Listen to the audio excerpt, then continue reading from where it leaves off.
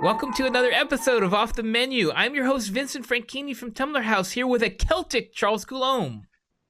Celtic? Is it Celtic you're calling me? Celtic? You mean to say one of those wild flippity gibbets who like their drink, you know, and the songs and the tales and the dancing? No, one of them.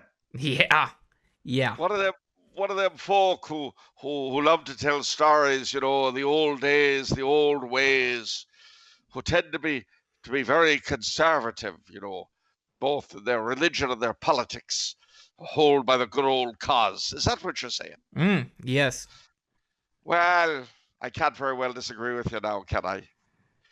In fact, I will say that quite apart from my recently revealed ethnicity, thanks to DNA, being 60% Celt of various kinds, I always had a fascination with the Celtic peoples and cultures, and not, for the record, just the Scots, Irish, Manx, Welsh, Cornish, and Bretons, but also those people of on the continent, those areas and regions that are held to be very strongly Celtic today, despite the loss of the language.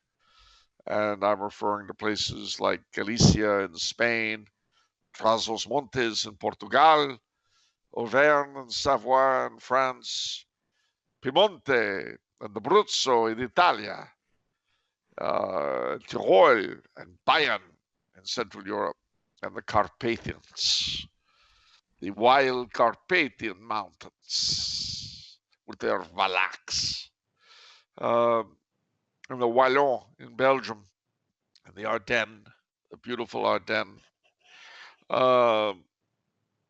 Save the language, they all have those other qualities. Those areas and various others like them love their wild and strange tales and lore, their music, their dancing, their drinking, and they tend to hold on to the old religion and the old loyalties in altar and throne. So, if that's what it is to be a Celt, count me in. So you identify as a Celt now and not French Canadian. You're switching. No, French Canadian is one ethnicity within the vast Celtic family. French Canadian is Celtic? Heavily. We have a lot of Breton blood. And of course, the French in general, they say that the French on the average are 60% Celt anyway because of the Gauls. That doesn't make any sense. Well, yeah, it does. The Gauls was sort of they were Celtic people that were conquered by the Romans, and they are the basic substrata of the French. The Bretons were different. They were Celtic refugees from Britain. But all those places I've described, certainly the ones I've been to, remind me very much. I mean, it's interesting that they all have heavy elven and fairy mythologies, because their lands remind me so much of what J.R.R. Tolkien described in Lord of the Rings as elven lands beyond the Loon, green and quiet. And where do you find them but the mountains and the coasts, out of the way places? So, and of course, there's the assertion that the elves have had more than a little bit of eruption of blood into the Celtic peoples themselves. Who's to say, you know? Okay. Well, they do say that in our village, you know, there's a family of harpers. Time out of mind they've been harpers. The harpers, you know, they've been playing the harp time out of mind in that family. And the story goes that centuries ago, the one of them, they weren't playing the harp in those days. The one of them was a shepherd. And one day he saw a lass sitting on a rock combing her hair, as beautiful as ever was seen in all of Ireland, or Wales, or Scotland, or wherever it is this happens to be. And he went up to her, and he was struck with love. But she said to him, well, I'll marry you, but I'm afraid that if you marry me, you must never strike me more than 3 times. For if you do, I'll have to return to my own people. I can never see you again. Well, they married, and sure, didn't they have 7 children, or was it 8? But at the marriage, at the wedding itself, he playfully slapped her, and she looked at him sadly and said, "That's true, my darling." Well, some years later, after she'd had so many kids, they got into a bit of an argument. And I'm afraid, not thinking, he slapped her shoulder. And she said, "That's the second time." Well, it so happened that the oldest boy was going to get married.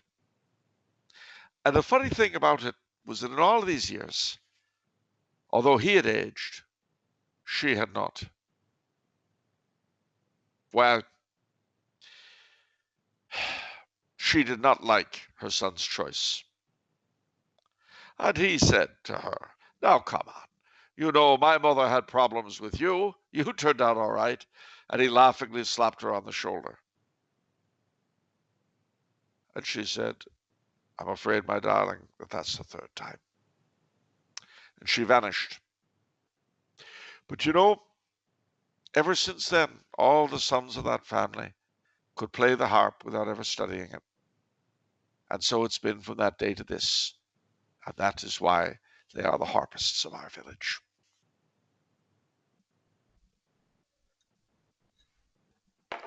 That's a typical kind of story that they tell. It's interesting. Yeah, well. All right. Better than my singing the old orange flute. I think the people like when you sing. Do they? Yeah. Up the airy mountain, down the rushy glen, we daren't go a-hunting for fear of little men. We folk, good folk, trooping all together, green jacket, red coat, green jacket, red coat, and white owl's feather. Up the craggy hillside, through the rushes bare, they have planted thorn trees for pleasure here and there. If any man should be so bold to pull them up in spite, he'll find the sharpest thorns in his bed at night. You don't want to go messing around with the fairies. They'll smack you down. I believe it. Look at RuPaul. No. All right. All right, I want to talk about something you posted on Timeline. It was very interesting. You posted about hate facts. Oh, yes, hate facts. This was a revelation to me, so I had to look it up on Urban Dictionary to understand. Did you think I made it up? No, I didn't think you made it up. But I had to find out for myself. And so Urban Dictionary defines it as a state of affairs which has been proven to be true, but which is negative for or undesired by a protective group, such as women, ethnic minorities, homosexuals, etc. Wow. You know, and come to think of it, you present a lot of hate facts. I do? You do. And before the show, I can't even talk about what you were talking about because we'll just get canceled. Well, no. I mean, it's a very simple thing. All right. Ladies and gentlemen, what the master of us all is referring to is a long, drawn-out court case between the United States government and 2 Indian tribes in Oklahoma, the Cherokee and the Seminole. Is this what you're talking about? Yeah. You want me to go on? No, I don't want you to go on, actually, because I want the show to continue. Well, you see, here it is. And you made a good point, though, and that is that the whole hate fact cult represents a step further than my nephew Albert's line. Yeah. Albert, well, you know, it's a great line. I don't like that, so it's a lie. He used to say when he was little. Well, they admit now it's a fact, but you'll be punished if you reveal it. So that's a hate fact. And I kind of like that in a sense, because it's, well, just as the COVID monster made us all OCD, this thing, the wokeness and the critical theory and all that drivel is turning us all autistic, where the only thing real is me and my wants and my needs. And if there's anything beyond that, it's bad and evil. Ooh. So we're all going to be autistic, living in our own little world of self-comfort. And God help anybody who brings reality into it, because that'll be hate fact. So, my fellow autists, and you know, the sad thing is, it is an attack on real autistic people who, how do I put it, struggle very often valiantly with huge problems. I have a nephew who's autistic. I know a number of autists and Asperger's people and so on. These guys struggle valiantly with all sorts of problems. And in a sense, turning ourselves into autists the way we're doing is almost ridicule. It's the most ridiculous thing imaginable. You know, what's next? We're all going to become self-imposed Down syndrome people. You know, stupiditas triumphans is the motto of the present day. That is stupidity triumphant for the you Latin fans. Although, by the same token, stupiditas omnia vincit. Stupidity conquers all. So, you know, why not? We're ruled by morons. I guess we should all become morons to emulate our lords and masters. So, Sieg Heil, baby. Stupid, stupid morons. I won't tolerate that Nazi talk. What Nazi talk? You said Sieg Heil. Well, yeah, that means hail victory. They've won. Yeah, but that has a Nazi connotation. That's a hate fact. Gotcha. Wow, that was actually pretty good, Charles. Well done. Yeah, I thought so. I liked it. All right. I gotcha. It's a hate fact. You can't say anything about it because I find it disturbing. Yep. I'm a Celt and a minority as a result. All yeah. right. Yeah. Gotcha. Anything else new or you want to talk about on the intro before we get moving on? Oh, well, I don't know. The fact that our military are about to be purged for ideological reasons? I don't know. Night of the Long Knives, American style. That's another Nazi reference. Hate fact. Hmm. They didn't purge the article. I'm getting mixed up. What was the German word for that? I'm remembering Kristallnacht, but that was Night of the Broken Glass. Yeah. No, the Night of the Long Knives was actually, the army was the opposite of what we're doing, in a sense. Basically, the army told Hitler that they were not going to tolerate some of his more revolutionary compadres, especially Ernst Röhm, who wanted to replace the army with a popular militia. So on that night, Hitler basically purged everybody who he considered a threat, starting with Röhm, and also including some important army officers and a lot of other people. It was the first coordinated act of Nazi brutality to catch people's attention, and it was a pretty awful occurrence. But this is more, I think, akin to Stalin's purging of the officer corps in '36, which ended up when the Soviets had to fight the Germans a few years later. They were decimated initially because the so many of their brightest and best have been tossed out. And so what they're talking about now is going after quote unquote extremists. A friend of mine said to me, well, how could getting rid of racists from the army be a bad thing? Well, it all depends on how you define racist. And considering what these guys are up to, It's naivety to think that it will stop there. yeah, I would definitely say so. But the friend in question is a foreigner and can't be expected to know anything about the way things work over here. And certainly, he's never served in his own armed forces. He can't be expected to know anything about ours. But it doesn't look fun, not at all. However, I'm not going to worry about it for an important reason. Can you guess why? Because you're in Austria. And I can't do anything about it. Yeah. That's a hate fact. Well, I'm not sure about that one. Yeah, it is, because it's saying that a free citizen of the United States doesn't count for anything in the decisions of his lords, masters, and owners in Washington.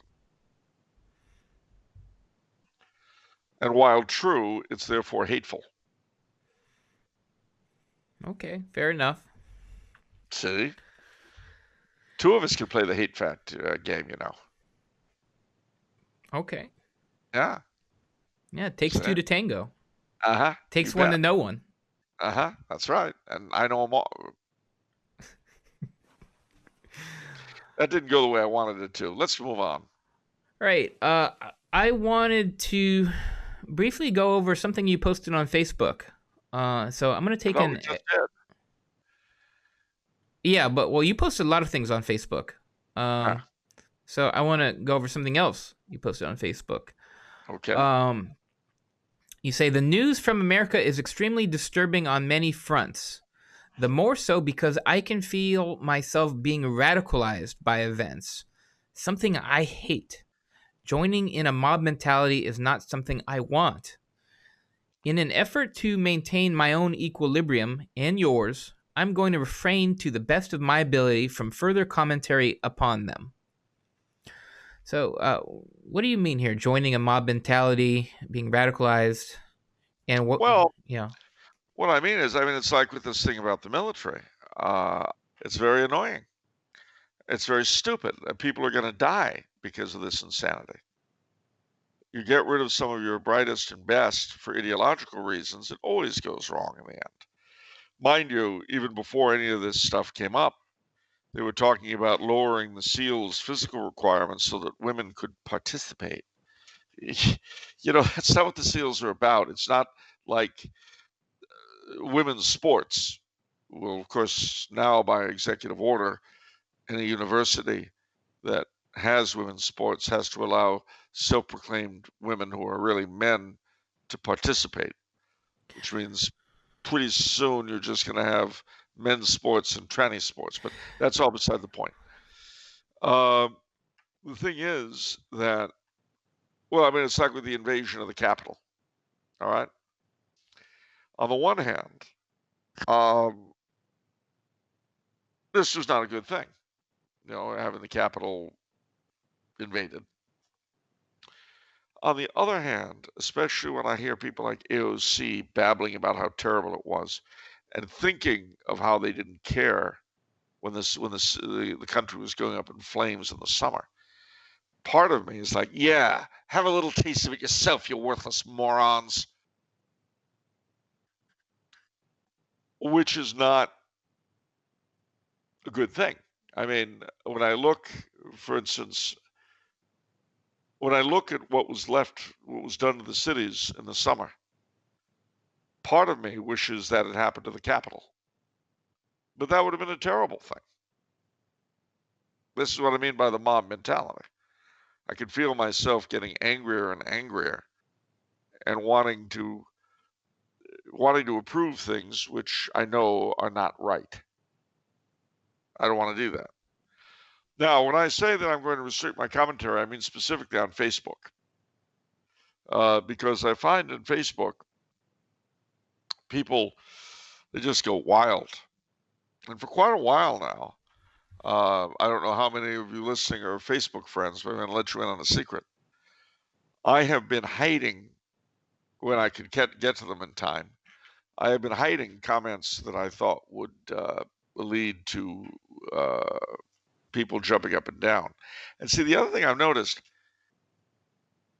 if I make a statement of some kind, people will often contradict me. I never go on their Facebook pages and contradict them.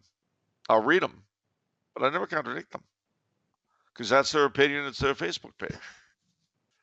And the last thing I'd ever do if I were going to comment on it would be to attack someone commenting on a third person's page. And if I were going to do that, I would debate the content of their ideas, not call them stupid. You see? But this is what we've degenerated to. I mean, I said earlier, we've all become autistic. Well, the ability to discourse, thanks to the whole notion of, I'm not saying this explicitly, but the whole idea of hate facts and so on, it's gone down to basically we're like, you know, and now, gentlemen, we're going to have a reasoned debate. Yusa, what is your opinion of the issue at hand? I see. Thank you very much. And, sir, what is your rejoinder? Thank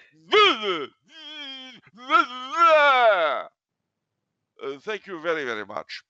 I would just like to say, ladies and gentlemen, in concluding this debate, for myself, I would simply like to say, thank you very much and good evening. That's what we're degenerating into. And it's got to stop. But you see, since we have no control over anyone else, all we can do is control ourselves. So from now on, not in this venue necessarily, but on Facebook, it won't just be bunnies, like you said before the show. I don't just do bunnies. I do history, Norman Rockwell, calendar customs, music I like, enjoyable stuff. I'm going to stick with all that.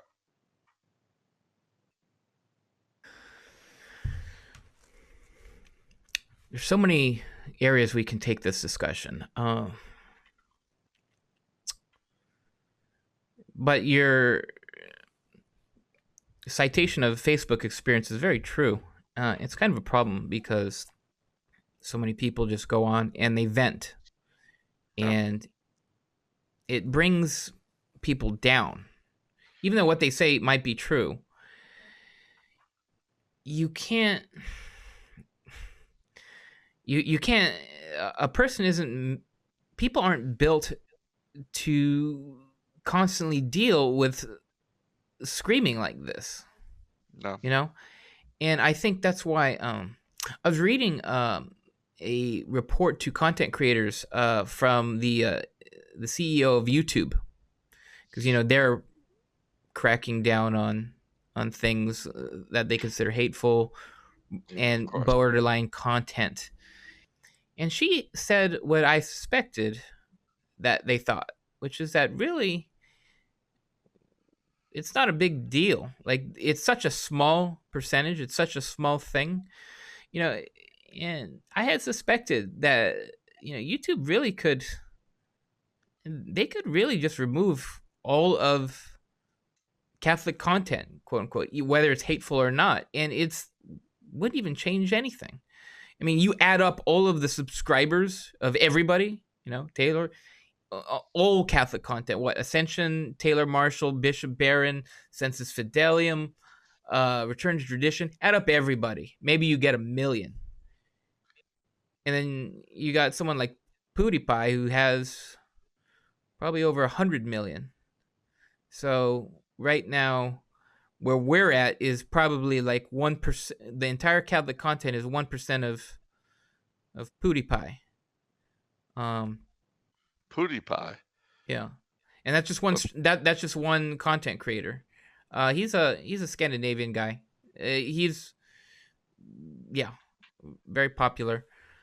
But why is this? So much content when it's specifically Catholic, it's not fun per se. It's like the own little Catholic box, and a lot of it brings people down. And so, in my opinion, my quest for the Holy Grail is Catholic content.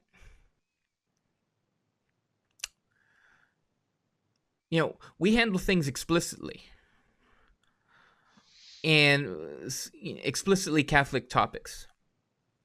What needs to happen is that there needs to be content creators that do all sorts of things, but it needs to be implicitly Catholic. Oh. It needs to be fun. It needs to be engaging. It needs to be interesting. And it needs to be implicitly Catholic. You see what I'm saying here? Yeah, I do. What And you're then talking about is creating a climate. A climate, yeah. We need to be doing things where, for example, like take all this profanity and blasphemy out of all this content, which would otherwise be acceptable to me. Well, imagine, if you will, I mean, like, take World of Warcraft, okay? Okay, yeah, sure. Now imagine a game as intricate as World of Warcraft, but based explicitly, say, on Arthur, Charlemagne, and the old legends. Yeah. Where virtue is its own reward. Where evil is evil, good is good. Yeah. Where even the magical elements are rigidly, the folklore is rigidly adhered to. We'll put it that way. Yeah. You can seek refuge at a saint shrine, that kind of thing. That would go a long way toward popularizing the faith without appearing to do so.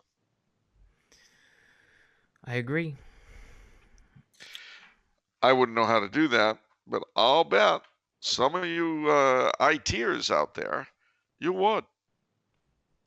Yeah.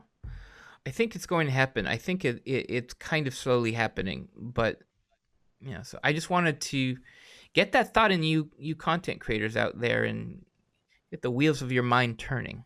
Could you imagine a game based on the Vendée? That would be something. Wouldn't it? That would be incredible, where you're one of the Vendée and your goal is to settle things. Wow. That would be something. That would be something. And there are so many episodes from Catholic history, the Crusades and so on.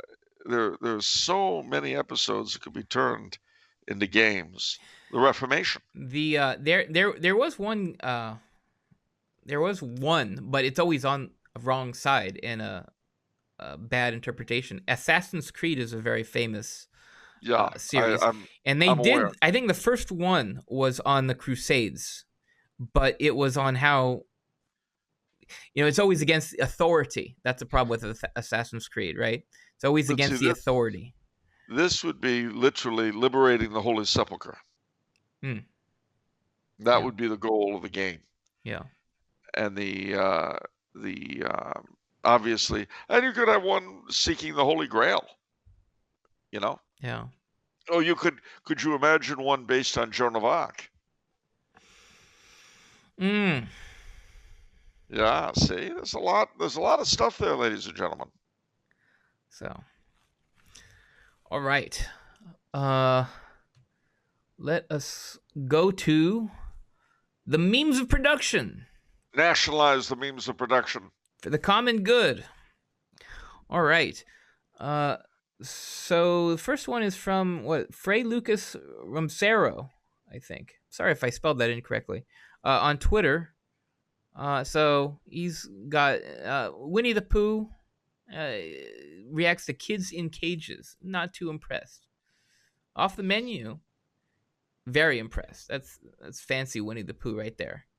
All right, that's good. I kind of have no idea what's going on. I kind of caught a little bit of it on Twitter, which I guess Joe Biden is talking about kids in cages when it comes to immigration and stuff like that. I don't really know. I try not to watch news or go You on know, social media anymore. you know how Joe Biden likes kids.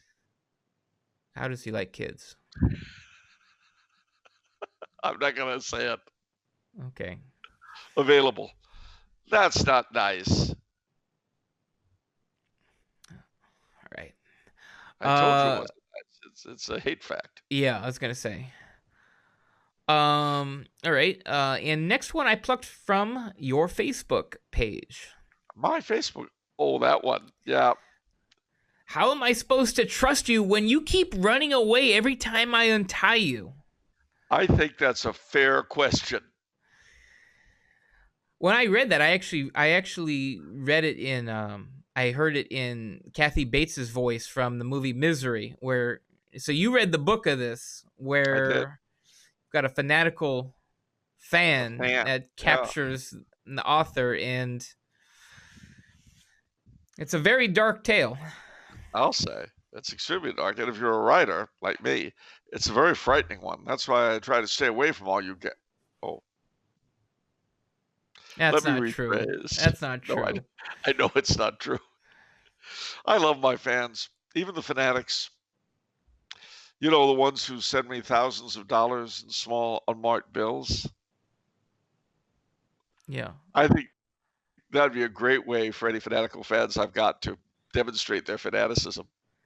I think so too. We're in perfect agreement, Charles. So send it to Tumblr House mailing address listed on the website. We'll forward it. We really like just petty cash, unmarked bills. You know? No. You want to send it to Schloss Trumau in Austria. You don't want to send it. They've got. You don't want to bother my boss. That costs a lot of money, though. We really want to help you out in this way, Charles. No. See, dealing with all that petty cash would overwhelm the delicate balance under which Tumblr House functions. We don't want to bother them, ladies and gentlemen. We don't want to burden Tumblr House with all of those small bills. So you just send them to the Schloss, and I'll take care of them directly. All right, fine. So be it, Charles. I'd love to see them, you know. Okay. All right. On to a more somber note. We one of our patrons, Anthony, says, "My close friend's father passed away a few days ago. Can you pray for the repose of his soul? His name was Daniel." Daniel, we sure can. Nomine Patris, Filii, Spiritus Sancti. Amen. Ave Maria, gratia plena, benedicta tu mulieribus, benedictus fructus ventris tui, Iesus. Santa Maria, Mater Dei, ora pro nobis peccatoribus, nunc et in hora mortis nostrae. Amen. Eternal rest grant unto him, O Lord, and perpetual light shine upon him. May his soul and the souls of all the faithful departed, to the mercy of God, rest in peace. Amen. The Father, and the Son, and the Holy Ghost. Amen. Well, sorry about that. This has been a terrible year for people dying, and not just because of COVID. You know, Yeah. Christopher Plummer just died. Really? Yeah. What, just today? Yeah. 91. Oh, man. Yep. Goodbye, Captain von Trapp. It's you know, it's funny. He was one of those fellows who've been around forever. Yeah, he kind of got as he got old, he got pigeonholed into this new area, and he did it very well. This sort of old man type cast. No, he was an old man. No, so. I mean, but his voice had a certain softness to it and a cadence where it worked really well. Yeah. Sort of as an astute or wealthy man. I remember what he was in The Insider with Al Pacino, and he's playing the kind of a Walter Cronkite type figure, I guess you could say, and The Inside Man with it was Spike Lee film. I don't know if you've seen that. Gosh. And he did a number of things. I mean, he kept working almost to the end. I know he just had a movie come out in 2018. It was a remarkable fellow, Canadian, you know. And he, yet being over here, I mean, I always remember when the Sound of Music, when the Nazi fellow was yapping at him about what Austria is going to become. And his response was simply, "That's not my Austria." And he had this sadness and nostalgia and all sorts of things poured into the one very short phrase. Never forgot that. But You probably can relate. yeah, I sure can. Not my America. Yeah, I must say that the similarities between the America into which I was born and the old Austria-Hungary in which I live, the similarities have not eluded me. The difference being, of course, that the church is still here, despite everything, and the Habsburgs are still here. But the things that made our country what it was, they weren't tangible like that. And so it's very hard to see that they could ever come back in any form. But, it's like Reuben the bartender. I mean, to me, despite his being Mexican, and maybe in fact because of it, his standing there at Musso's, in a sense, epitomized everything I love about my country. This was from the pre-show. Charles had a favorite bartender at Musso and Frank's who's been there for forever. And that's what he's referring to. That's what I'm referring to, ladies and gentlemen. Reuben. Yeah. And he, the soda bartender who, if you hadn't been there for 10 years, you came back in, he'd make you drink exactly the way you liked it. And he epitomized the kind of, and the Musso's epitomizes the kind of place that says America to me. Red leather banquettes, a neon sign with steak, seafood, cocktails, dark wood.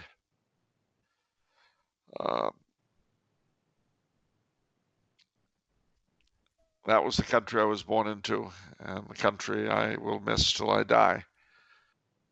But I can promise you this: if I make it back this summer, and if Musso's is if Musso's reopens, I'm going to get blotto one afternoon. Whoa! Yes, that's right. You heard it here first. I'm going to drink in honor of Reuben and in honor of every single bartender I've ever known like that over the course of 60 years. I've known quite a few. Yep. Libations out to their memories. I am going to get ossified, plastered, smashed. All right. Well, so be it. I won't be driving, though. Well, thank goodness for that. You can't make me drive under those conditions. I don't care what it says in my contract. All right. Hate fact. On to the questions. You didn't want to get derailed, did you? You felt it coming close. The mysterious contract that requires me to drive drunk. You didn't want to go there, did you? All right, question from Anthony. Who... The audience will wonder, what kind of a contract would that be? In return for services rendered, the party of the second part agrees never to get behind the wheel unless he's absolutely loaded.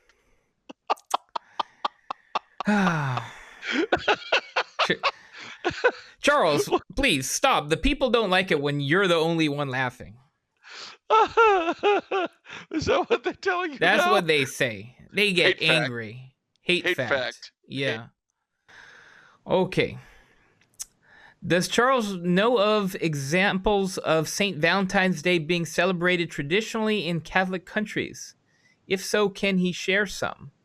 I'm only familiar with the American version of flowers and chocolates, but I wondered if there are places that celebrate it with a religious connection now or in the past. That's right, Valentine's Day coming up next Sunday. It sure is. And just parenthetically about the 2 points about the American St. Valentine's Day. Of course, as soon as the Christmas decorations go out of the stores, the red hearts go up. Immediately. And that's always struck me as sort of the last blast of advertising continuity. Because you know what happens in late July, early August, the Halloween stuff goes up. Or starts to, and it's certainly there by September. Then, long about early to mid-October, the Christmas stuff comes up. Well, the Halloween stuff is still there. So you get this weird Nightmare Before Christmas feeling in a lot of major stores. We've got one side is all Halloween, the other side's all Christmas, which oddly enough, even though it's kind of stupid in a lot of ways, I enjoy looking at, looking at the two. Although Thanksgiving kind of vanishes now as a result. You don't see too many Thanksgiving stuff. Anyway, then with Halloween gone, it's all Christmas, except a little bit of Thanksgiving stuff in some stores, usually supermarkets, because they have turkeys to sell. And then Christmas comes, the Christmas stuff goes out, in come the red hearts. And the red until St. Valentine's Day, at which time,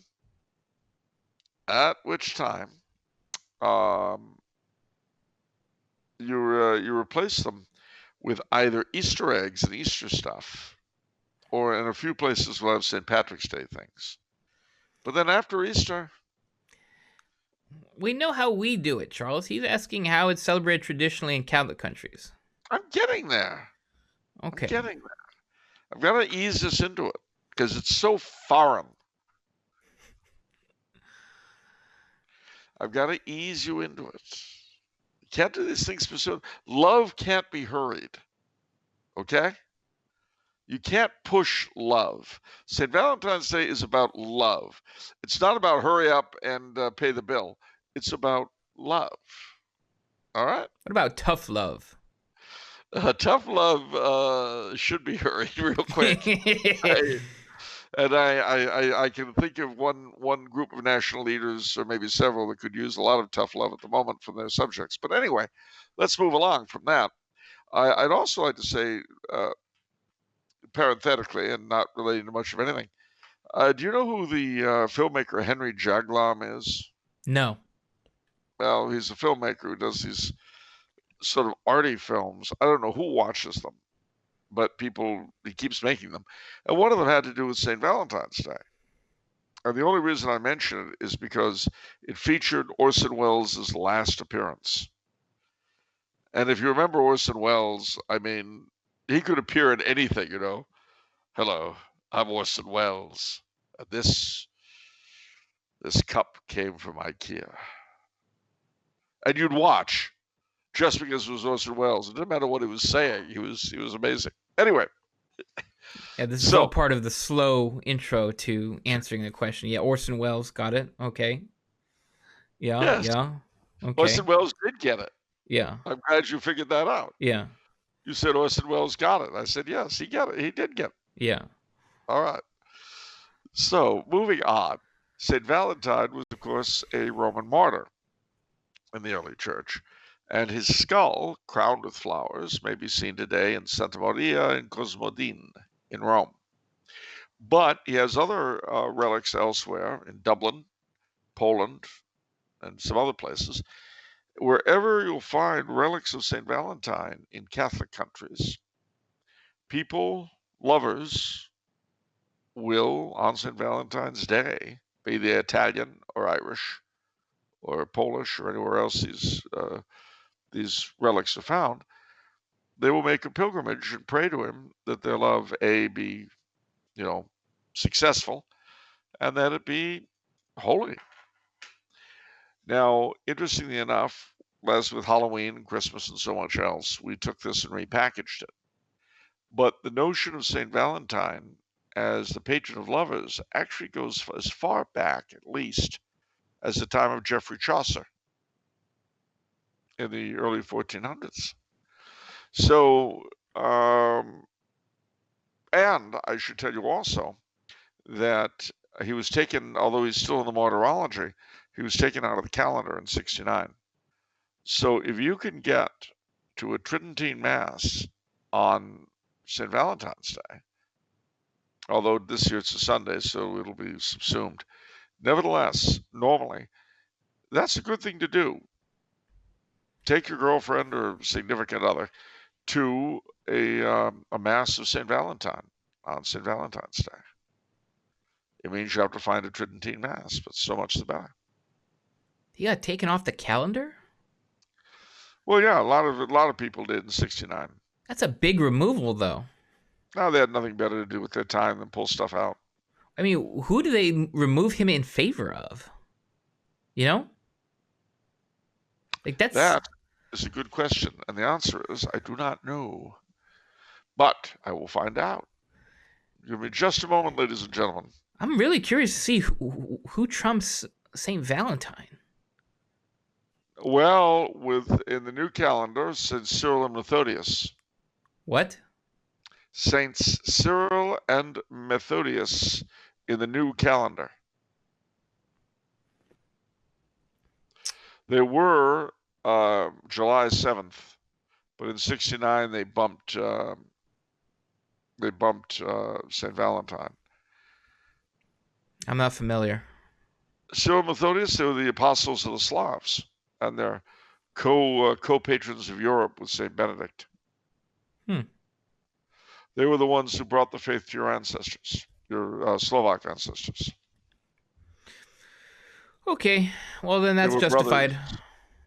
Get him out of here. Just get him out. There's the door, St. Valentine. We'll be seen. Get rid of the Italian. Was he Italian though? I mean, yeah. Oh, that's tough then. So you want to get rid of the Italian in favor of the Slovak? I get it. No, it's fine. You know, those of you who are ethnically mixed have to struggle with this kind of thing all the time. Those of us who are 100% pure, we don't have these problems.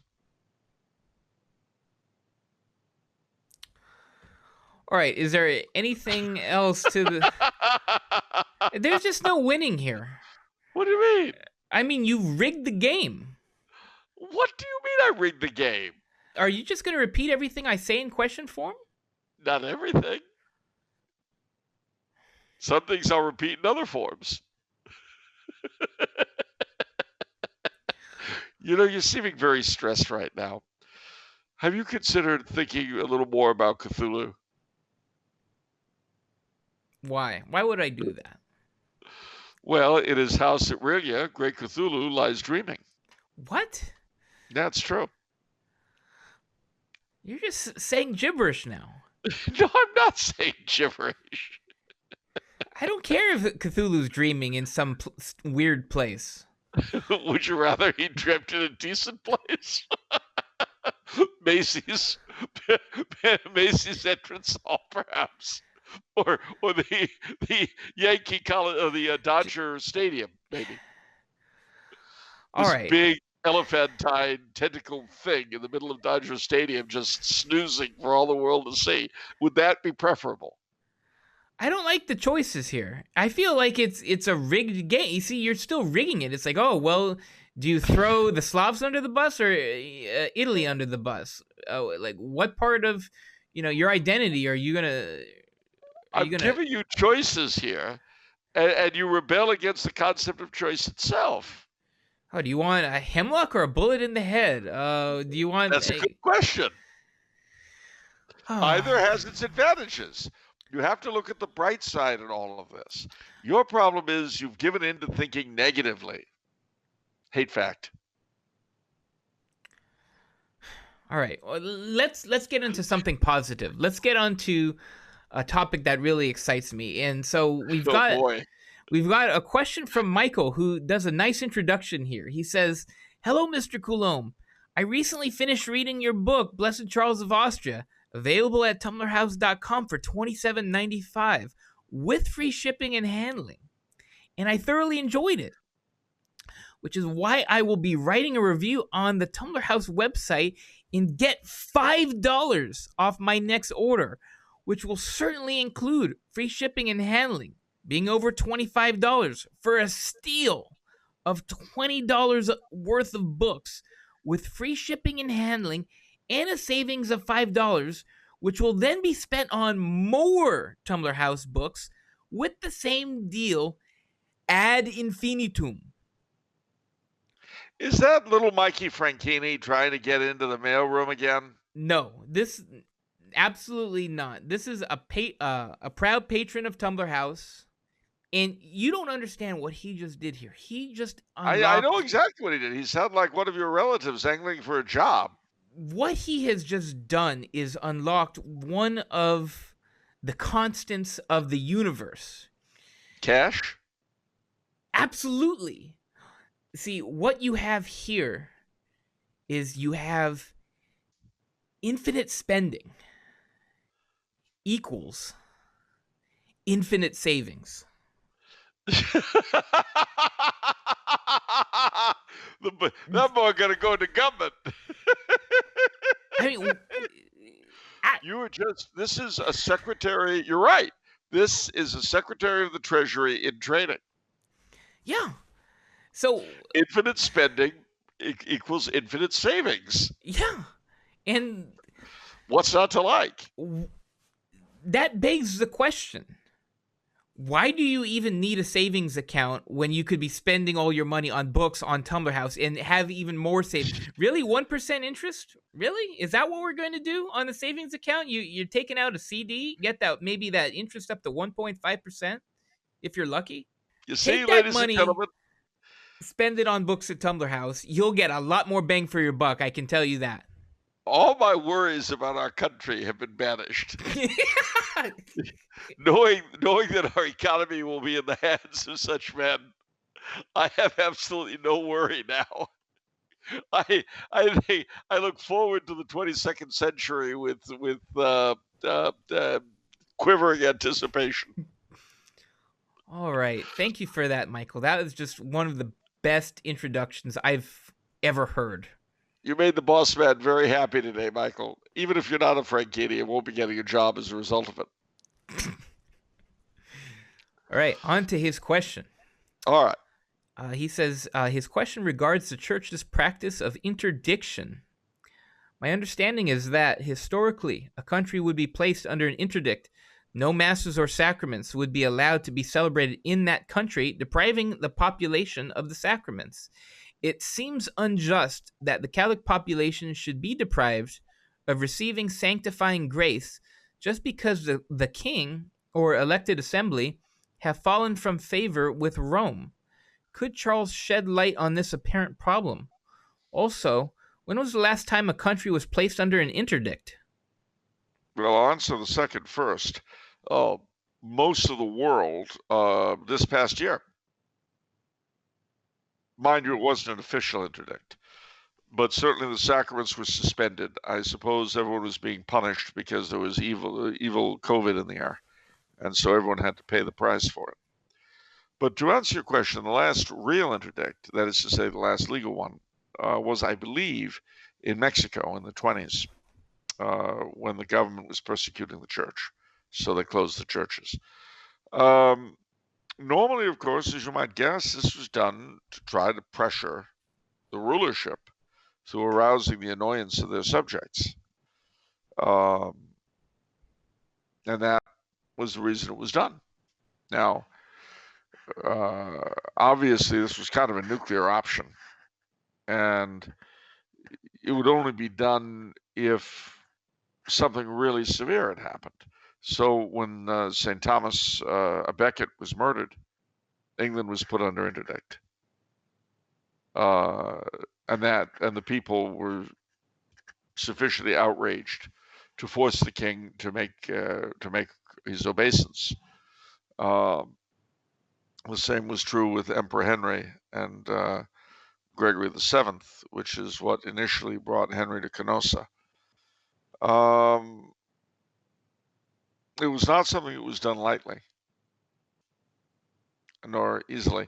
And of course, there were certain exceptions to it. I mean, the last rites were administered during interdict, the viatical and the last confession and all that.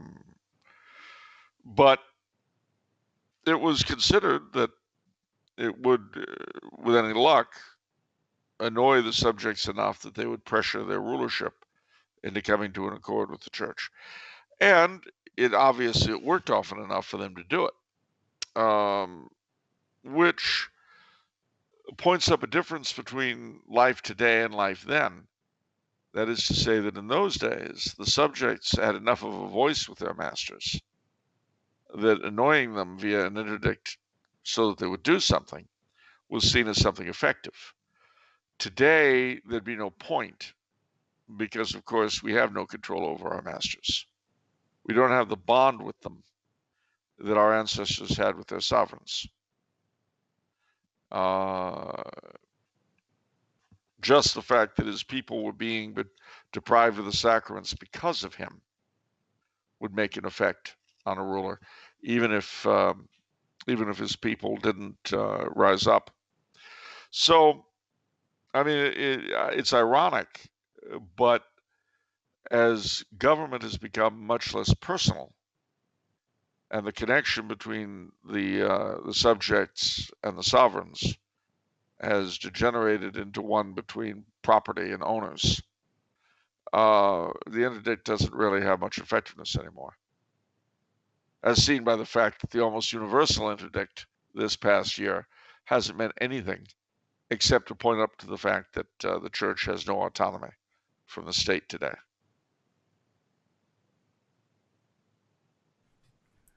Okay.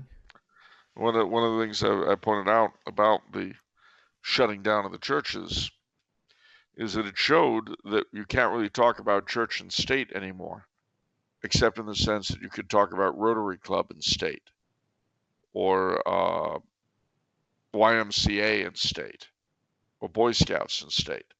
In other words, the church is just one more little group like another that really don't mean anything in the scheme of things. A role which a lot of the church's leadership have accepted without any demur. Yeah, they seem to be pretty chill with the state finding them to be non-essential and not needed. Yeah, they don't have a problem with that, and I hope that they won't be too upset when they find a lot more of their people regarding them the same way. I hope this doesn't upset them. You know, the shocking thing is that they don't even seem to be upset by that. No, they don't. That's what really gets me. You know what I mean? Well, see, those who have that view, and there are some who don't, but those who do have that view, remember, they don't believe that the salvation of souls depends on their little rituals anyway. I know, but what I'm saying is, it's shocking to me because even if you have no faith and you're just in it for a steady salary, you should mind, right? Well, you would if you thought about a future. But see, remember, in a sense, they've got the worst of both worlds because clerics of their nature do not think of the future the way married men do. Oh, I guess that's true. It is true. They have no descendants. And if they have no faith, they have no descendants, they don't really care about anything beyond them. Après moi le déluge, in the immortal words of Louis XV. They don't care. Well, you know, I guess I assume they would on some level because they have a parish and men, I think at some point, like to create a legacy, to build something lasting. Normal men do. A lot of these are not normal men. Okay. And I have to add too that remember that they've been talking for years in terms of planned decline. That is to say, they expect the church to shrink. And they sell off the property very gleefully. And that's that. Especially in the major urban dioceses.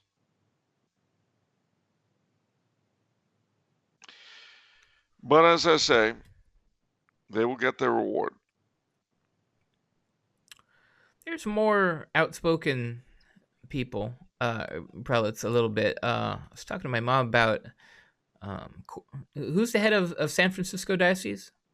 Corleone. Yeah, he's a tough old boy. He is. Well, I mean, he's got a name that he has to live up to. Heart of a lion. I mean, you know, if that were your last name, you'd have to. What are you gonna do? Hi, I'm Archbishop Corleone. You can't do that, not with a name like that. You're stuck. You know, it's your name Lionheart. You can't be a wuss when you've got a name like that. You just don't have a choice. Yeah. You might be by nature the sweetest, most inoffensive, self-effacing person on the planet. But if you're stuck with a name like that, you got to roar. You don't have a choice about it. It's true. Us Italians, looks like we're going to have to do the job to keep up our reputation. Because everyone else, you know, I mean, these French people, Spanish, I don't know, these other cultures, I don't know. They just don't seem to have it in them, you know, that fire. I can say you've not been to Italy recently, but that's all right. You know, I was in Rome, oddly enough. And this shows you how embarrassing it can be. And I was in Rome in 2000 for the, as it so happened, it's not why I was there, but it was by coinkydink, the very time of the first gay pride parade in Rome. And it was organized, as you might expect, by an American chick. But obviously, if you're an American in Rome at that time, you're immediately suspect, if you know what I mean. So, as it happened, how did this work out? I asked the guy at the desk a question. I forget what it was now. I don't remember. But his response, which was completely inappropriate, was, "I get off at 7." Oh no, I remember. I said, "I've got a question for you." Now the question had to do with the next day's breakfast. But I said to him, "I've got a question for you." And he goes, "I get off at 7." And I said, that's great, but that wasn't the question I had. I wanted to know about tomorrow morning's breakfast. Oh, he got very embarrassed. He turned red as a beet. But I realized later that he presumed, since I was an American, I must be in town for the parade.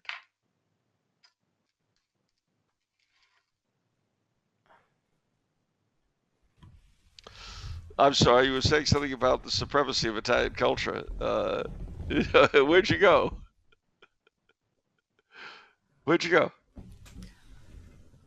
All better now?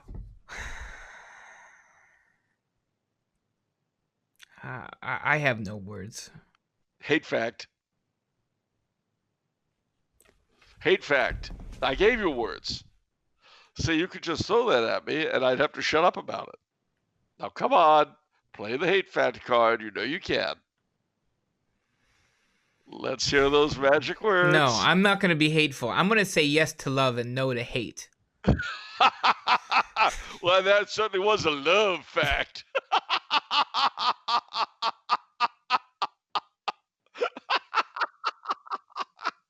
There's a whole lot of loving going on, let me tell you. All right. Oh. All right, Charles. Control thyself. I'm I'm just thinking now of all the opportunities that the opposite brings us. Love fact. You can do it. I mean, you can throw that at so many things and make anything seem ridiculous. The problem we got right now, we got too many love facts going on. Gosh. Got to restrain ourselves, you know. Got to cut down on all them love facts.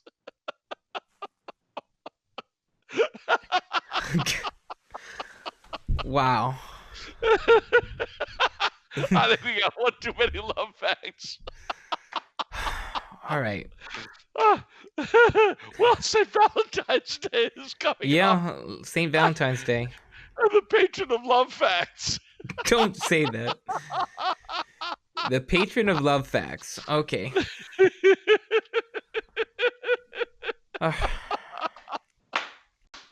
Love fact number 1. Couples in love on the Feast of St. Valentine's Day in Dublin go to the Church of the Carmelites, Whitefriars, because they have relics of St. Valentine's. That is a bona fide love fact. All right. 4 questions from Diego. Oh boy, you're talking about love facts. What? 4 What is that? questions. Yeah, what? That's 4 How is that a questions. love fact? No, just counting. There are 4 questions. Love Yeah. facts. You realize a love fact, all the questions that are given us out of a regard for our opinions. Now, if that isn't a love fact, I don't know what is. That's nice. See? All right, Diego says, I am aware that Charles has mentioned different days and months as being special feasts in the church calendar, but I wanted to know what each month is in the church year. For example, June is the month of the Sacred Heart. July is the Precious Blood. September is for the Holy Angels. November is the month of the Holy Souls. If Charles can go over the months once more without cheating, please enable him to do so. Haha, you wish. Well, January is the month of the Holy Name of Jesus.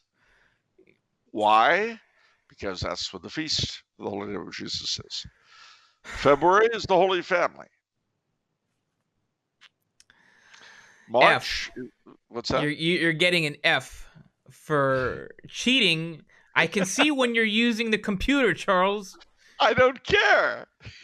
I'm so disappointed and disillusioned. Hate fact. All right, go Hate on. fact. I'm sorry. Hate fact. March is St. Joseph. April is the Holy Eucharist. May, the Blessed Virgin Mary. As we know, June is the Sacred Heart. July is the Precious Blood. August is the Immaculate Heart because traditionally August 22nd was the Feast of the Immaculate Heart. September, interesting. September gets 2 attributions. The Holy Angels because of Michaelmas, but also the Sorrowful Mother because of the Feast of the 7 Dolours of Mary. So it's a double whammy. October is the Holy Rosary because of the Feast of the Holy Rosary, October the 7th. November, the Holy Souls, and December, the Immaculate Conception. Now, as we know, when you point out that I'm cheating, this is a hate fact. So I want to replace the hate fact with a love fact. Okay. The love fact is, I decided that question was so important, it needed an answer that was definitely reliable. I did not want to rely on my spotty memory. Okay. I wanted to give the ultimate best value for your audience that I possibly could. So the ends justify the means. Hate fact. All right, fine. Fine, Charles, you win. Hate fact versus love fact. Okay. Celtic hate fact versus Celtic love fact. All right, not to derail this, but Gratuitous Plug, Consecration of St. Joseph by Father Donald H. Calloway. I have to say, we have sold more copies of this book than any other book by far. I can't tell you how many books that we have sold or how many copies of this we've sold this past month. There's so many. All these churches are just gobbling this up. Everyone's doing this program, and I didn't know March was also the month of Saint Joseph. I'm pretty sure there's his feast day. One of his It feast days are is in March. So the everyone's major doing because I think it's over time. My mom is doing this. I think March 19th. March 19th. So there's 30 days or so of doing the consecration. Everyone's doing it. I need to. I intend to. Oh, I think I'm going to do it for Saint Joseph the Worker, and I think that's May 1st, if I'm not mistaken. It's May 1st. Interesting thing about that is that it used to be, I think the third or fourth Sunday after Pentecost was St. Joseph's Day. And then Pius XII renamed it St. Joseph the Worker and moved it to May 1st to derail the communist use of May 1st as May Day. Nice. See, I like that kind of tactical move. That's We why should. I did it. I hope we get a pope that does kind of counteracts like this new calendar we're forging with Earth Day and World Day and.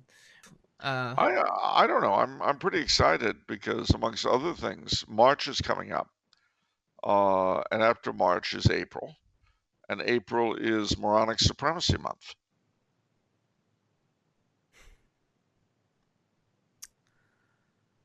I don't know what to say to that. That's not true. That's fake news. What do you mean? Hate fact. What do you mean? Firstly, Moronic Supremacy Month is an important time when, beginning on April Fool's Day, we are able to celebrate the nature of those who own us, lock, stock, and barrel. They can have us wear masks, confine us to our homes, shut everything down. They have complete power over us, and we get to celebrate that.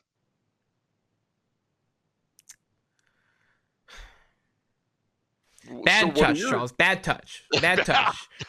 Next question. What are you doing for Moronic Supremacy Month? Next How question. do you plan to observe? No, bad touch. Ultra vires. This is beyond your. What you're doing is ultra vires. You can't do this. This is my show. I can't make up stupid months on my own. This is my show. You don't get to do that. Oh, hate fact. All right. Another question from Diego. Recently, I've got to pondering on oaths. I've remembered Charles mentioning that oaths with the devil are improper and not valid. So my questions are, what is an oath? What constitutes a valid oath? What renders an oath invalid? Are oaths one way? Do they need mutual consent? Is an oath to God above that of country? And can I make an oath or proclamation to God, and is it valid? Well, to answer your question, an oath is a solemn undertaking to do something.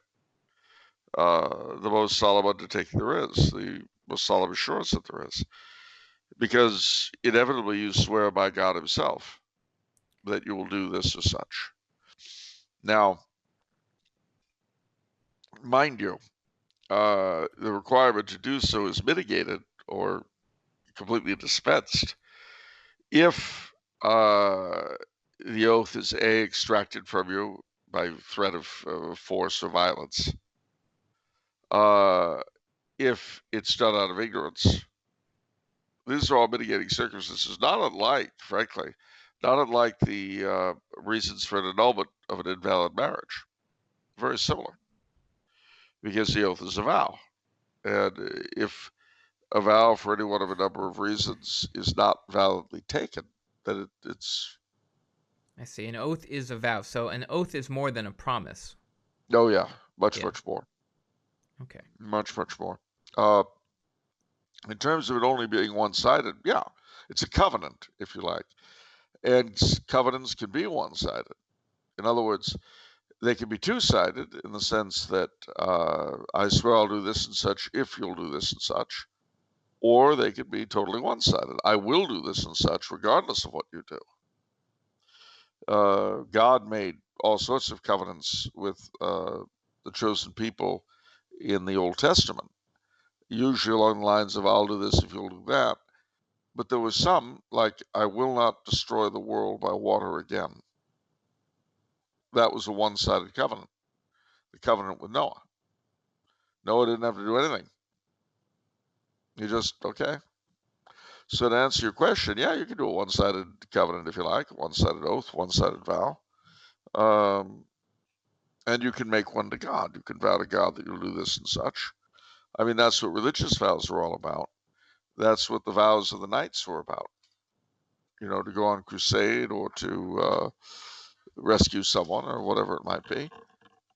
Those are all one-sided. Right.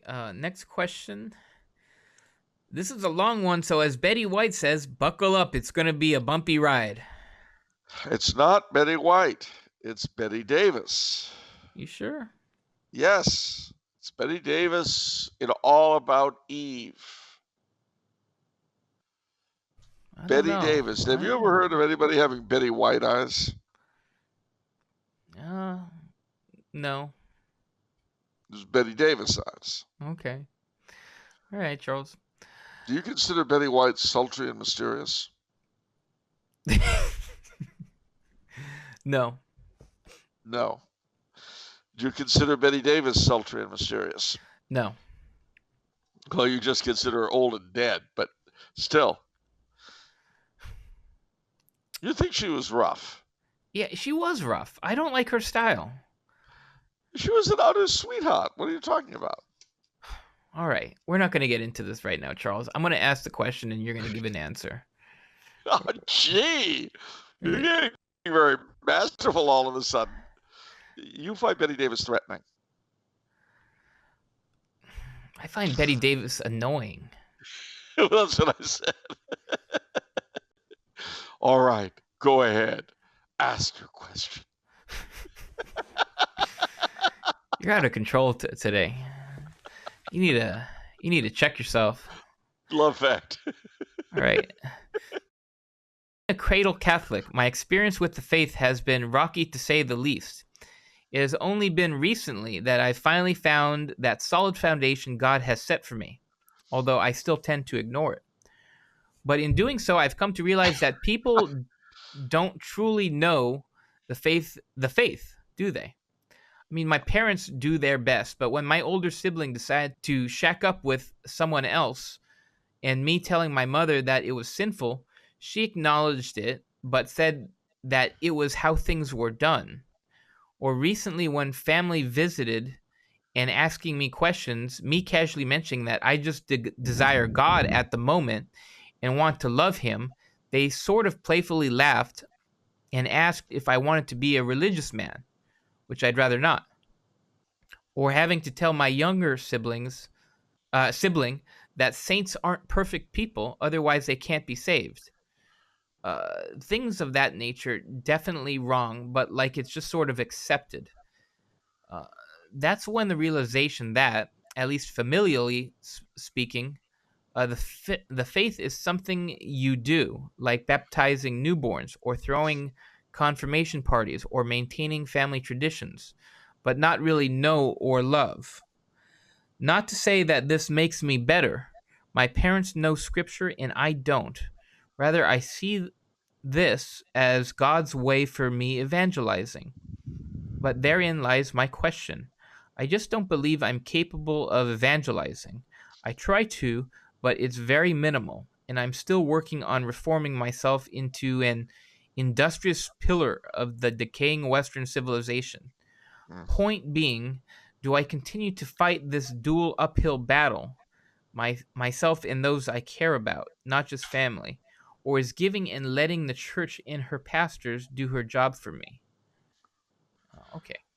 Well, the answer to me is very obvious. You keep trying to do it your best you can as you're trying to improve yourself. In fact, trying to evangelize is part of trying to improve yourself. It's not a separate add-on.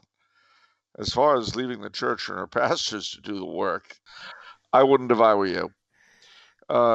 Even at the best of times, you as a layman will go to places where no priest would ever enter, be able to enter. Your place of business, the friends you have, etc. And that's in the best of times. These are not the best of times. Leaving the church and the clergy, the institutional church, because you are, remember, and this is the one time I will say we can actually get away with saying we are a church, is we are the church when it's a question of bringing the faith to someone who doesn't have it. Then we certainly are the church. We're the part of the royal priesthood. We are cells in the mystical body of Christ. And it is our obligation to bring it to anyone we can who will listen. I think there's a sort of structure to this. With most people, I think there's baby steps. Like when we say evangelization, I think most people aren't ready for extra ecclesiam nulla solus. I think it's, as I was saying in the pre-show, we all we need to do right now is defend the truth on the simplest matters. I mean, and we can't even do that. The unborn are people. There are two genders. Face tattoos are hideous. These are very shacking up is Wrong. no bueno. These are very. There are silver bullets that I feel that can be charitably gotten across to anyone. Well, one of the ways, interestingly enough, that you can do this is by referring to things by their right name, but as cast-offs. In other words, you don't say shucking up, just shucking up. Yeah. Oh, infanticide. Yeah, okay. Without any appearance of moral, let the words themselves sink in. You don't have to act at all outraged. They'll get outraged. And you just look at them blankly. What? You're killing the kid, aren't you? It's infanticide. No, it's women's rights. Sure. Whatever you say, pal. Yeah, okay. But you see, that's my point. You take control of the linguistic ground. Yeah. I remember years and years ago when I was working at the fabulous Century Plaza Hotel, one of the chambermaids very happily reported to me that she was moving in with her boyfriend. And I said, you're shacking up. Oh, did she get angry at me. And she says, oh, that's a horrible thing to say. I said, what, that you're shacking up? Well, I don't know. It's no worse than doing it. And she says, no, you're making something beautiful seem sordid. I said, well, it is sordid. You don't think enough of you to marry you, but, you don't mind, so why should he? But she didn't do it in the end. She wasn't happy with me, but she didn't move in with him. I think the other thing, too, when it comes to thinking about evangelizing is don't expect some sort of big transcendental don't expect a big transcendent change in the person. Like, oh, wow, now I'm, a Latin mass going Catholic. Now you've explained the truth to me. Where have I been all my life? Yeah, exactly. Exactly. That doesn't happen very often. It does happen sometimes, but it doesn't happen often. Yeah, you don't know what impact, what has seeped in. Some of the satisfaction I've got is where I've given people a line and they, I see them years later and they tell me that line and you can tell they were chewing on it, Yeah. Well, and the other thing too is that sometimes people will surprise you by accepting things that you think you're going to have a fight and you don't. I mean, I remember when a fellow I knew was dying of AIDS years ago for the usual reason. And, but I mean, he was repentant. He'd seen the priest and all that. But he was dying. And I'd see him once or twice or 3 times a week at that point. And he got to a day when he stopped having good days. He was miserable all the time. And he asked me, he said, why don't I just end it? I'm miserable all the time. I'm not going to get any better. I'm going to die. Why don't I just kill myself? And, I hated being in that position because, of course, I wasn't particularly in any discomfort, but I knew what I had to tell him. So I said, well, firstly, apart from the fact that you'd go to hell, which is never a good plan, you could do something that you couldn't do before, which is you can offer up your pains, not just for your own sins, but those of your friends, like me, who could use it. Well, I thought I was going to have sort of a fight on my hands of some kind, right? He looks here and goes, oh, all right. And that was it. Until he died, he never spoke of it again. And I mean, I thought this was going to be some huge drama. No. All he needed was a rational explanation, or what to the Catholic would appear like a rational explanation. I know that there are many people who would say that what I said was insanity. But he took it at face value and was, it was fine. It was content.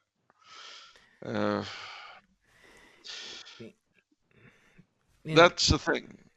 Everyone's different. And don't think of just a traditional conversation, too. It's like where there's discourse. There are many different ways to be an example to people. You see it in Charles right away. His dress, the way he acts, even before he's actually putting forth an argument, he's actually putting forth an argument with the way he acts, and it impresses people. That is a form, in my opinion. That has an impact on people. For me, for my part, my own style of that, I guess, is when I perhaps I have a Sacred Heart shirt on with a big Sacred Heart, or perhaps Knights of Columbus. I love, as I've said before, I love walking around the neighborhood and really greeting people, making eye contact and being super nice. And I feel like that alone, they see me, they see how friendly I am, and then they see what I represent, what I'm standing for. And then that makes an impression. Like, oh, wow. Maybe Kamala Harris is completely wrong about the Knights of Columbus. Maybe, these Catholics are nice, friendly people. You see what I'm saying? You don't have to do this elevated, intellectual discourse to evangelize. There's so many different ways. And as I was saying before, with content creation implicitly, live your, have the faith and just live it. And you will implicitly be having an impact on people. And also pray to the Holy Ghost to enlighten you. In the gospel, our Lord says that if you're arrested, etc., it'll be. Don't worry about what you're to say. It'll be given you. But that's presuming that you pray to the Holy Ghost for that inspiration, and you will get it. And it can come up in any number of ways. I mean, I remember I was in North Dakota once, and I was talking to a Norwegian Lutheran, and I forget how we got onto it, but I mentioned that the patron saint of Norway, St. Olaf, had brought the Catholic faith to Norway. And he looked at me and he said, but I thought St. Olaf was a Lutheran. And I said, sir, when did St. Olaf live? About 1000. When did Martin Luther live? About 1500. And then there was like this long pause. And he goes, oh.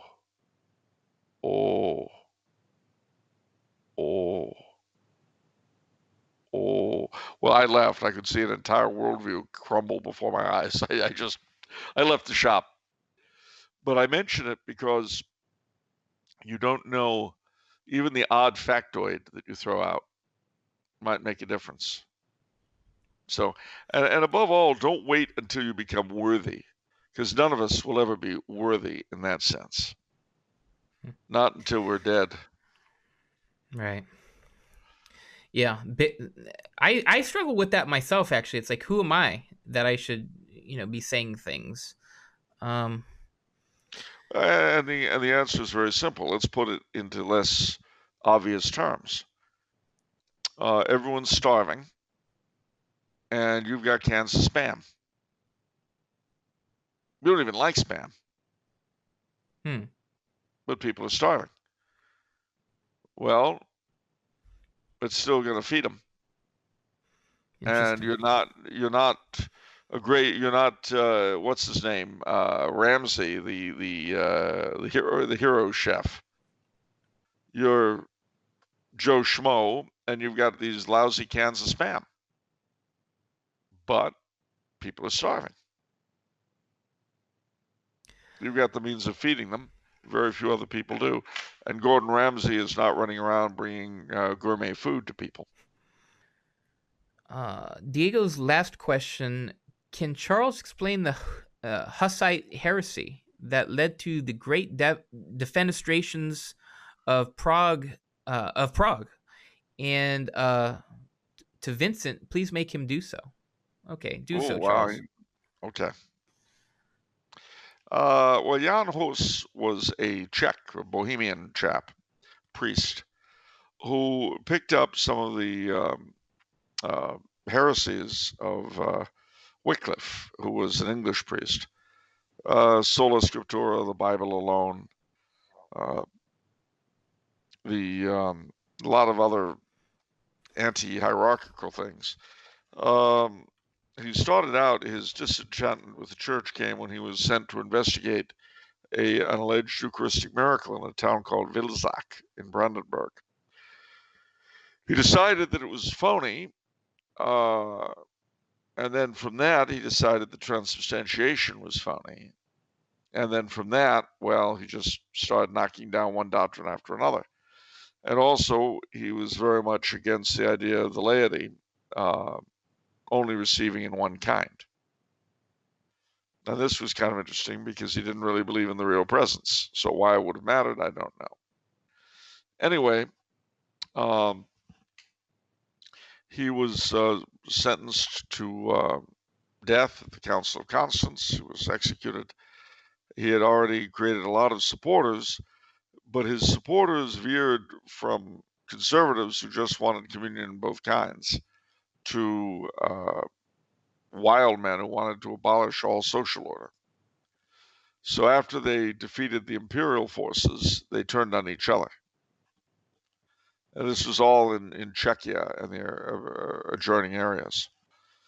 And so because of their internal disunity and because of some of the weird excesses carried out by the wilder section, the more conservative section returned to the Catholic Church and helped suppress the others.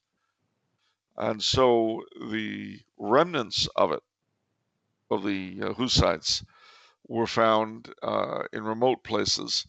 And eventually, the biggest part of them were gathered up by a German pietist nobleman called Nicholas Count von Zinzendorf, who had an estate in Saxony called Herrnhut, which to this day is the headquarters of what became known as the Moravian Church. So the interesting factoid from this is that it's pre-Martin Luther, pre-Protestant Revolution. Right, about 100 years before. So a couple questions emanate from this. One, do you feel that this heresy influenced Martin Luther? No, but it did influence a lot of later Lutherans because they came into contact with them.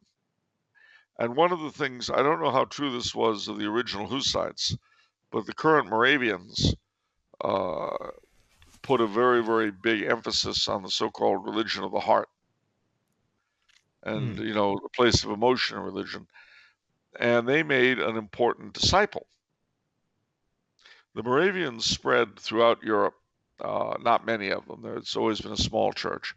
They came to America in colonial times, and there are still some very old colonial churches, especially in Pennsylvania and North Carolina.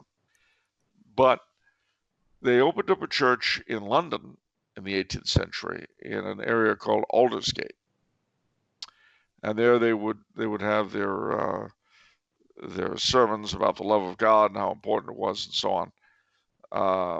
And a Church of England priest came there and felt himself strangely moved by their testimony. And he's a very important man in the history of Protestantism, and especially American Protestantism, because his name was John Wesley, the founder of Methodism. So, in a sense, John Wesley was kind of a spiritual grandson, if you will, of Jan Hus. And Methodism is a very, very important part of American Protestantism anyway. Why do you think, or why is it that Martin Luther has this legacy in terms of the success of the Protestant revolt, whereas Jan Hus kind of petered out? Well, it's because neither he nor most of his followers enlisted the help of temporal lords in return for church property, which Luther did. I mean, you could say the same thing about the Albigenses in 12th century France. They had some noble supporters, but by and large, it didn't go anywhere. And the reason, again, Protestantism succeeded because it allowed kings and great noblemen to pillage the church in a way that previous heresies simply hadn't.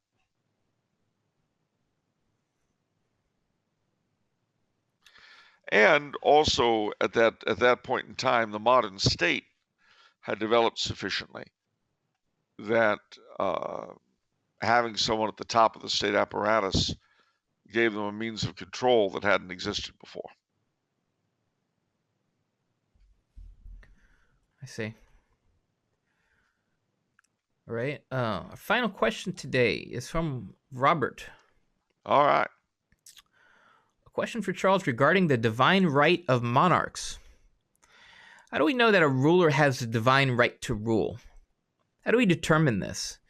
Is this the mere assent and consecration of the church, the kingdom of God on earth? Is this through genetic lottery, through birth in nobility? Is it the impartiality of a person to make him credible, to be an arbiter for all estates? Is it through merit or natural talent or victory in contests or combat, I being a manifestation of divine favor? Is it through preceding laws and customs and social traditions? Is it through a kind of social contract with rules like oaths of fealty and patronage? Or is it from the de facto conditions of the state at the time? Thank you, and God bless you, and the Book Baron, and all of Tumblr House. This is a great question. Well, it is, and the answer is any of those or any combination of them, even all of them at once. You know, That's how we know that a ruler has a divine right? Well, indeed. I mean, if you look at the origins of the European monarchies, you'll see that they came about in very, very different ways. And sometimes, how do I put it? It's kind of sketchy ways. So, for instance, the different dynasties in Spain, because remember, prior to 1492, well, prior to Ferdinand and Isabella getting married, you had several major kingdoms in Spain, and several of them were the results of mergers. So you had perhaps 6 or 7 proto-kingdoms that were very tiny in the northern part of the country, that were all that was left, all that held out against the Moors. And bit by bit, they pushed them back, and some of them merged, until you ended up, at the time of Ferdinand and Isabella, with Castile, Aragon, Portugal, and Navarra. Those and 3 of them merged under Ferdinand and Isabella. Well, their origins were interesting. The Muslims enveloped Spain. And in a little cave called the Covadonga in Asturias, you have the germ of what would become the kingdoms of Castile and Leon. In the the southern foothills of the Pyrenees, you had the germ of what would become the kingdom of Aragon. In the Franks under Charlemagne pushing into Catalonia, you had the beginnings of what would become Catalonia. And then the same was true with Portugal. The Duke of Aviz was an illegitimate son of a king of France and had a castle in what's now the far north of Portugal, was the progenitor of the royal family of Portugal. So you had a mix of things. The Merovingian kings of the Franks were the progeny of the first king of the Franks to become Catholic, Clovis. But when his offspring became incapable of ruling for whatever reason, the Pope approved their being replaced by the Carolingians under Charlemagne's father. So it varied. It varied. Okay.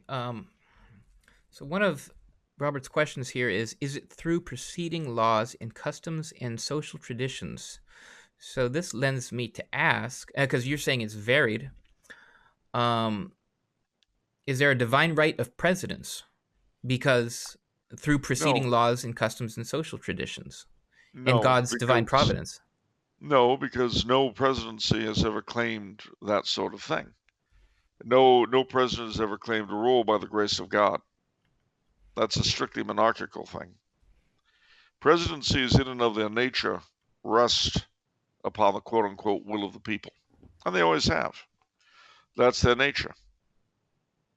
But wouldn't they have a divine, regardless of what they say, wouldn't they have a divine right, though?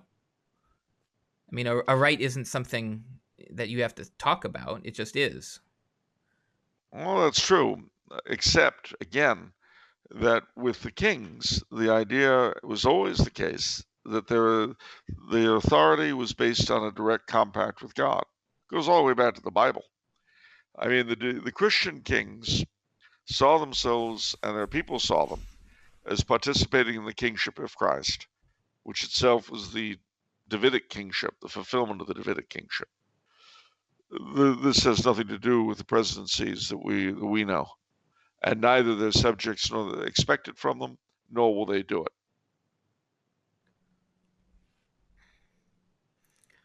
I guess I don't understand, and because I'm trying to parse this. Well, the problem again is that you're coming to it from a completely Republican background. Yeah. And so it's a little bit difficult to understand that between the king and his people is a spiritual bond and a familial one. Now, sometimes the line fails, or sometimes, as happens, a new people emerge with a new king, a new monarchy.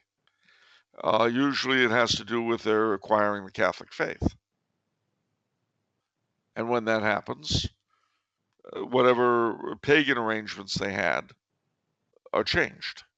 So Clovis, for instance, when he became the king of the Franks, by virtue first of his conquest, but then his baptism, and then his coronation, you had a new monarchy established, because the old setup was pagan.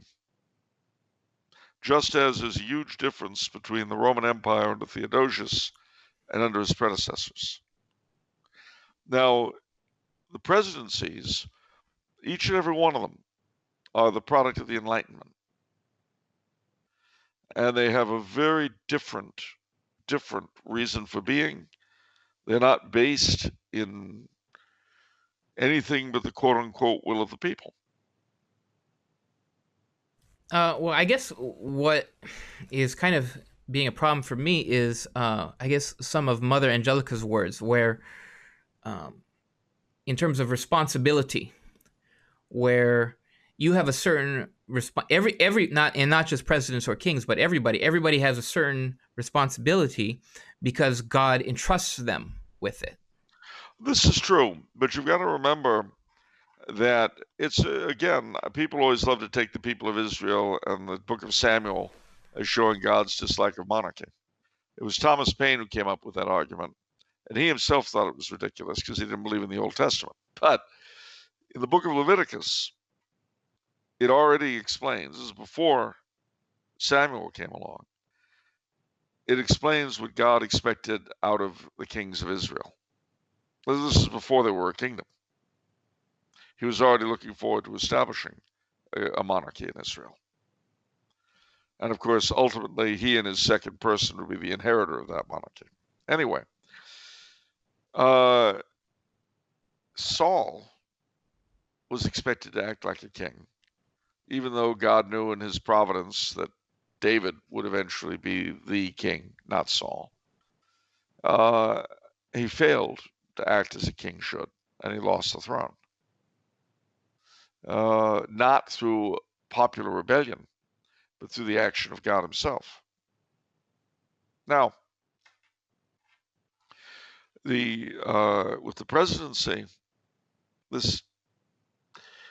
on the one hand, if you are a president, you do have a certain responsibility under God, simply because you've got a position of power. But that, like the judges of Israel, who also had that responsibility, that doesn't mean that's the final say, the final form, the perfect end-all and be-all. If the judgeships of Israel had been, then you would never have had a monarchy in Israel. You would never have had the Davidic kingship, and there would never have been anything for Christ to inherit. So similarly, turning it around, on this side of our Lord's coming, he is King of Kings. That's an important title. It's not just poetry. Despite the fact that our system is entirely messed up from top to bottom, beginning to end, the president still has certain responsibilities under God, even if the system he presides over is screwy. The same is true of any pagan monarch. You see, if nothing else, the Emperor of Japan and the Ottoman Sultan are expected to abide by the natural law. Even if you can't expect them to be good Catholics, you can expect them, and certainly God does, to abide by the natural law. And if they don't, there will be consequences of one kind or another.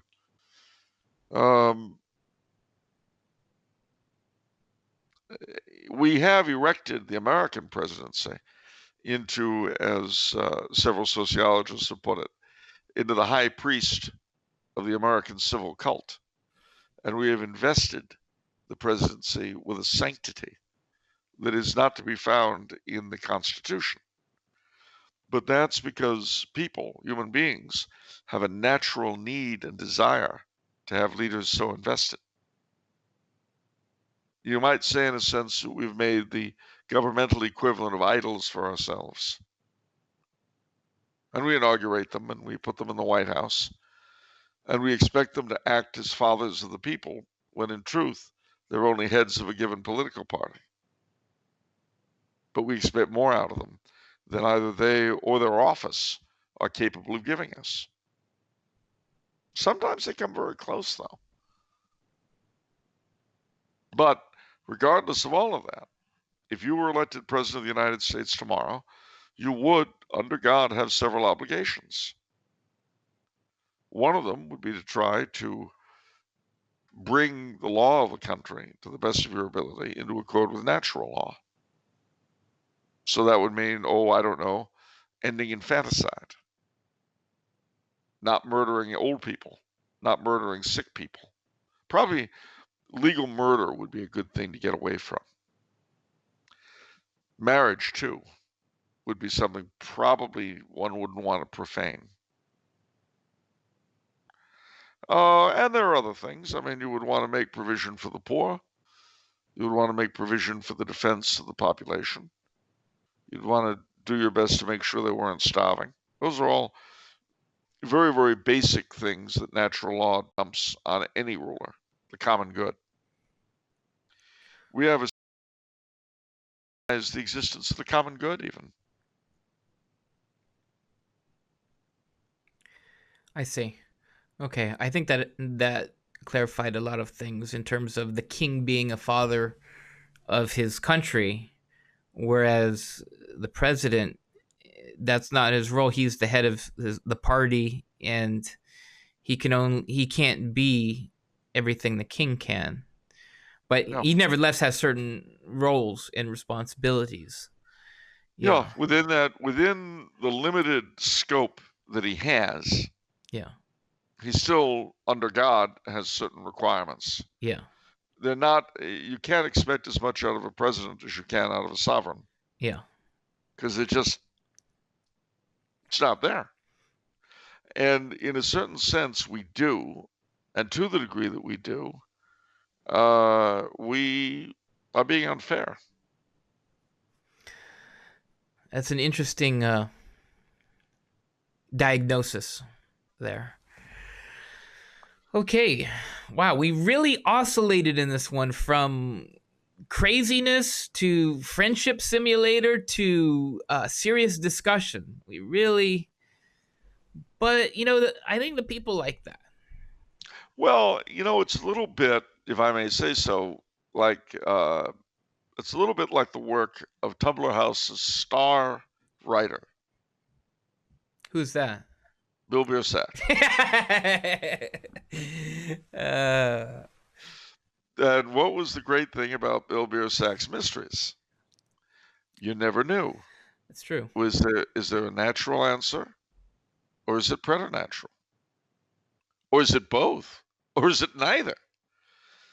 He always kept you guessing, and people like that because it keeps them guessing. It keeps things fresh. So similarly, I think that a combination of the serious and the inane, especially in times which become ever crazier, is, if nothing else, a great way to help our audience stay sane, to say nothing of ourselves. And the several hundred people trapped in the Tumblr House Tower who depend upon you for their daily bread. Yeah. I say trapped. All right, that's a hate fact. Freely associated. Yes. That's A love fact. Is there any hate fact that you can't turn into a love fact? Not these days. It's all a question of who's doing the loving, I mean, from some standpoints, the Internal Revenue Service is a love fact. You're showing your love for your masters by paying up. That's true. See? And now, speaking of our masters, we've got to remember a couple of things. By the time our audience sees this, the date will be the 9th. This coming Sunday, which will be the day before, is Sexagesima Sunday, which means the season of Carnival, of Mardi Gras, is rapidly coming to an end. The 12th is going to be Chinese New Year. As you said earlier, I forget it was the pre-show of this show, but it's going to be Chinese New Year, which, thanks to the COVID monster, will be a shadow of its former self. But nevertheless, it's going to be the year of the ox. So have a steak or something on the 12th to celebrate. And then a week from Sunday is Quinquagesima Sunday. And then the next day is Lundi Gras. And the following day after that is Mardi Gras. And then comes Ash Wednesday. So, ladies and gentlemen, be thinking of what you're going to be giving up for Lent. Remember, the more you give up in Lent, the more you should party during this time. But the more you party during this time, the more you should give up for Lent. However, if you don't intend to give up anything for Lent, don't party right now. Okay. It's gonna be hard. Yeah. It's gonna be hard. I'm trying to go on a diet, but I'm just a comfort food eater. It's like I want to eat reasonably, but just there's so much stress going on right now. It's hard. What's unreasonable about 7 glazed donuts at one sitting? It I makes know. perfect sense to me. Krispy Kreme's so good too. Isn't it? See? Have you ever had a Krispy Kreme donut? I have. What do you think? It's okay. What? It's okay. It's all right. Not Well, bad. okay, not bad. Yeah. Remember, Okay. it's got 2 other rivals. Not in Europe. No. No. But it has 2 rivals in the States. Uh, what? Dunkin' Donuts and Winchell's? What? Yes, exactly. The Dunkin' and Winchell's. Oh, okay. Yeah, I know my donut places. What did you think of? that may not be an admission love fact.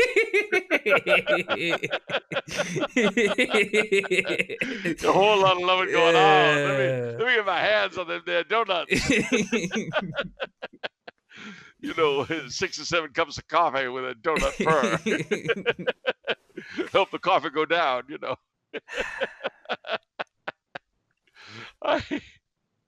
I do believe, these are very stressful times, ladies and gentlemen. But remember, at the end of the day, and this is going to sound very weird on my part, but I don't care.